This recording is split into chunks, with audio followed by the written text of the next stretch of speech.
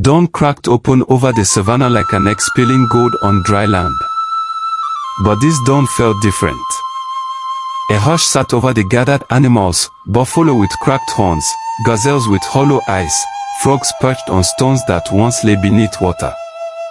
And in the middle of them all stood Ndafu the leopard, mist rising from his fur like a ghost he could no longer tame.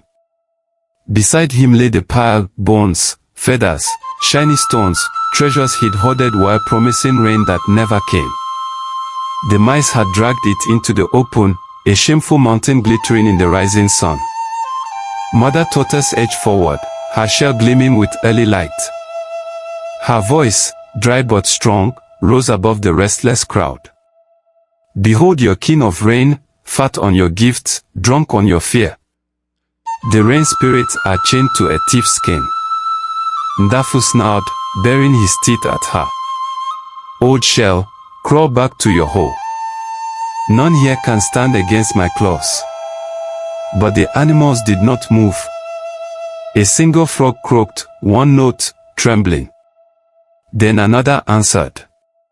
Soon, the frogs filled the dawn with the old rain song, a song older than Ndafu's lies, older than claws, older than fear.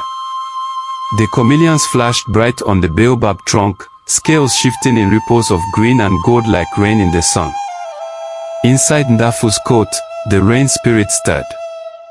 They remembered rivers running free, waterfalls roaring from high cliffs, laughter of children playing in mud. His fur could no longer contain their restless longing. Silence. Ndafu roared. He shook himself, but instead of mist tightening, it slipped between his spots. A drop splashed onto Mother Tortoise's shell, real, cold, wet.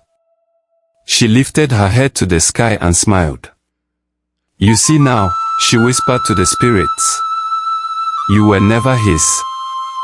The rain spirits, shimmering like silver breath, rose from Ndafu's fur in thin streams of cloud. He snapped at them, but they slipped past his fangs, whispering songs of rivers to come. The first drop fell. Then another. Then 1,000. The sky, once silent, growled awake, thunder rolling like the feet of ancient gods. Rain hammered the dry earth, turning dust into dark, sweet mud. Rivers awoke from their sleep, giggling down dry beds. Ndafu, stripped of his power, stumbled off his rock. No more mist called in his spots. No more spirits whispered in his ear. He tried to roar, but the storm drowned him out. When the animals looked for him, he was gone, a shadow in the long grass, forgotten by the rain he tried to steal. And the animals. They danced. They leapt in puddles, splashed each other's hides, lifted their muzzles to the clouds.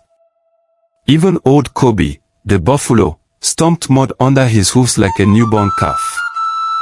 Mother Tortoise watched it all from her puddle, rain drumming her shell like a drum of freedom.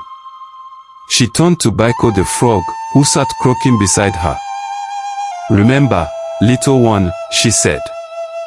No claw nor tooth can hold what belongs to all. And so the rain spirits flew free again, to rivers, to clouds, to dreams, reminding every beast that true gifts are meant to be shared.